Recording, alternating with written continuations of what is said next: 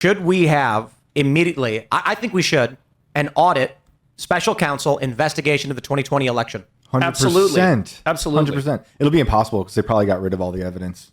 Just watching what I saw in the Maricopa County Court was a mess. If we're going to spend $35 million investigating whether or not Trump secretly worked for the Soviet Union going back to the 80s, which is psychotic, we can at least say we will allocate similar funds to making sure our elections are safe and secure. I don't think there's anything wrong with that, but I do think that what should happen is there should be some kind of legislation from the federal government that says states must update their methods of doing the vote. Not that it has to be the same as everyone, but must secure their elections. After the 2000 election, Florida went and renovated their entire election system. Yeah. And I don't remember who actually said it. It might have been Ben when he was talking about it. But everyone looked at Florida and was like, what the hell are you doing? Right? Like after the whole hanging Chad thing. So Florida went and they renovated their entire election system. And yesterday they had every vote counted 2 hours and 45 minutes after the end of the closing of polls. Yeah. And there is nothing that prevents any other state from doing the same thing. And I made this point yesterday.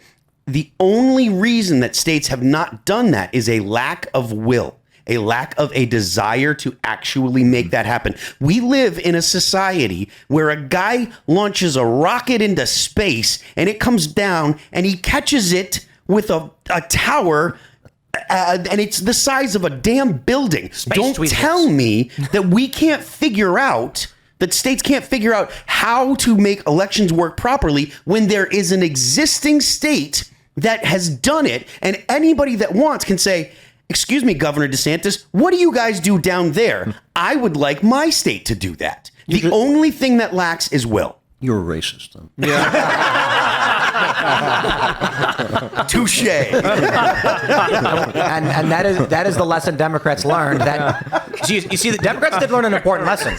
They haven't been calling us racist enough. There you go. Yeah, that's it. 100 times per hour. CNN's working on it. Well, in 2016, if you notice this, they kept calling everyone racist leading up to the election, and then Trump won anyway, so they started saying white supremacist instead. Then everyone was a white supremacist, and now they're going to have to move on to something else. Turbo Hitler. It sounds like a video game, though. Turbo Hitler. This is kind of the other thing about this election, though, is that Trump won demographics that no Republican has ever won, which to me marks the end of this phase of the leftist strategy. This identity politics, as they politely call it, because it's really just racism. You think they can give it up? I don't know how they give it up, because what else have they got? That's all. What else have they got? The one thing that saves us is our policies actually work. Right. They make life better, and their policies immiserate everybody. Right. I mean, life is just more miserable now than it was 4 years ago. I think it's just Democrats want short-term gratification, instant gratification, and so they're sitting there thinking like, why can't I do drugs?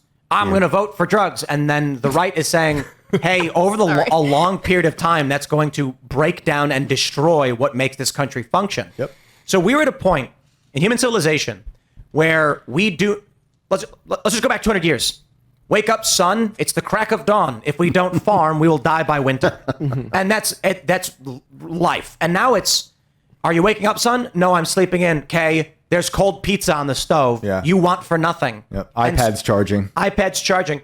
And so now, because people have separated themselves from the realities of nature, and we have become so luxurious, they're sitting around being like, why do I have to work? The government should pay me for no reason, and then I can buy McDonald's whenever I want, and my rent is paid. Not realizing that labor has to come from somewhere. So this is what the Democrats' policies are now built around, a disconnect between the reality of survival, the work requiring it. So when they're voting for things, they're so far detached from what we need to do to survive. And it has changed over 200 years. It's no longer go farm because winter's coming. But it is similar to, hey, there has to be some degree of labor you do. They're saying, nah, vote so that we do literally whatever we want, get abortions whenever we want, do drugs whenever we want. And Republicans are just saying, yeah, in 5 years, society collapses if you do that, as evidenced by the border policy. Let them all come in. They're poor refugees. Now women are being raped and murdered. You've got Tren de Aragua taking over buildings. And Democrats can't seem to understand that they're insane. Because they support policies that promote nihilism. But hold on. These people have no meaning. How does any of this affect you personally? Why are you so obsessed with other Why do people's you have choices? care civilizations so collapse? much? Why do you care? No, I mean, everything that Kamala was campaigning on boiled down to abortion and stocking stuffers. This is the party that's that rolled out literally a what it human was. sacrifice truck at the We're just going to DNC. give you everything you want.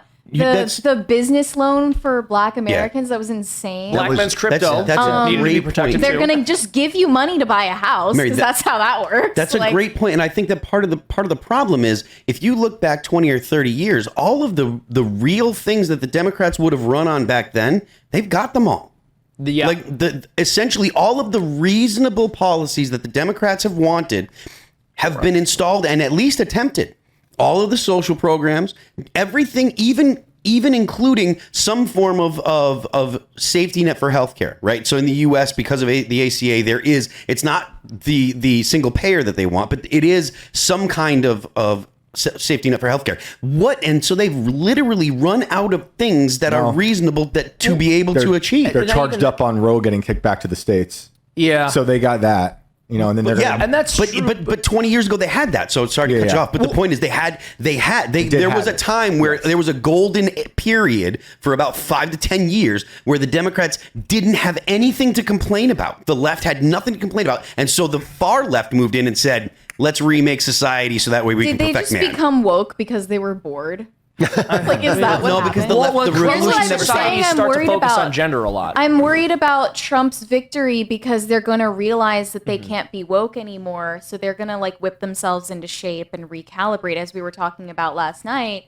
And I don't know what the right can do to compete with the left if they decide to be cool again. I'm usually not very optimistic about the way the left is going to act, but I'm very optimistic about them never abandoning the woke coalition. I do not think it's going to happen. They have, in the past, shifted a little bit to the right on certain issues after they've gotten totally destroyed.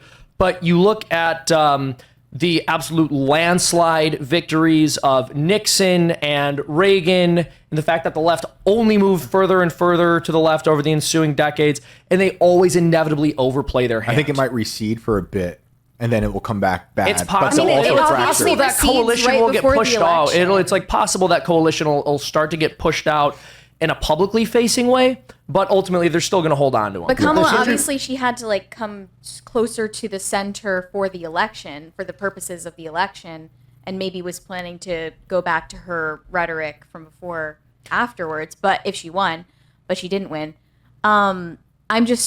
I'm thinking that they've been distancing themselves from wokeness for a while now, and they resent the people in their party who made that the norm. They definitely have. You're right about this, but no fight ever ends. That's the whole Yeah. point about politics. There's no ultimate victory, and I do think there's a religious aspect to this because everything they say makes perfect sense if there's no God. I mean, everything that they talk about, that we have no identity, why would you want to have babies?